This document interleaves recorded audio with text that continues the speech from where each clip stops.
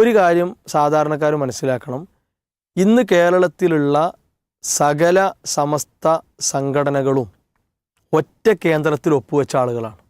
ആ കേന്ദ്രം ഏതാ? ബാഗ്ദാദ്, അഥവാ ഷെയ്ഖ് ജീലാനി മൊഹീദ്ദീൻ ഷെയ്ഖിൻ്റെ ബാഗ്ദാദിലെ ആ ജാറത്തിലാണ് ഇവരൊക്കെ ഒപ്പുവെച്ചിട്ടുള്ളത്.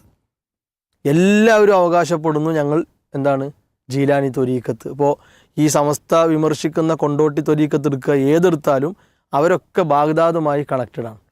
ഇയാളും അങ്ങനെ തന്നെയാണ്. ആര്? ഈ കുരുവട്ടൂരും അങ്ങനെ തന്നെയാണ്. അങ്ങനെ വരുമ്പോൾ അലവി സഖാഫിക്ക് അവരെ വിമർശിക്കാൻ വകുപ്പില്ല. കാരണം CM മടവൂരിനെയും അലവി സഖാഫി ഉൾക്കൊള്ളുന്ന പോലെ അതിനേക്കാൾ കൂടുതലായി ഉൾക്കൊള്ളുന്ന ആളാണ് ആര്? കുരുവട്ടൂരും വിഭാഗവും. ഈ CM മടവൂർ പറഞ്ഞത് എന്താ?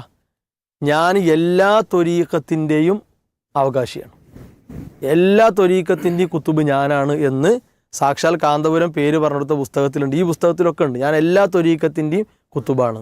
അപ്പം എല്ലാ ത്വരീഖത്തിൻ്റെയും കുത്തുബാണെന്ന് പ്രഖ്യാപിച്ച ഒരാൾ, അയാൾ ഏതെല്ലാം ത്വരീഖത്തിൻ്റെ കുത്തുബാണോ ആ ത്വരീഖത്തിൻ്റെ പിന്നാലെ പോകുന്ന ആളുകളൊക്കെ എന്താവും?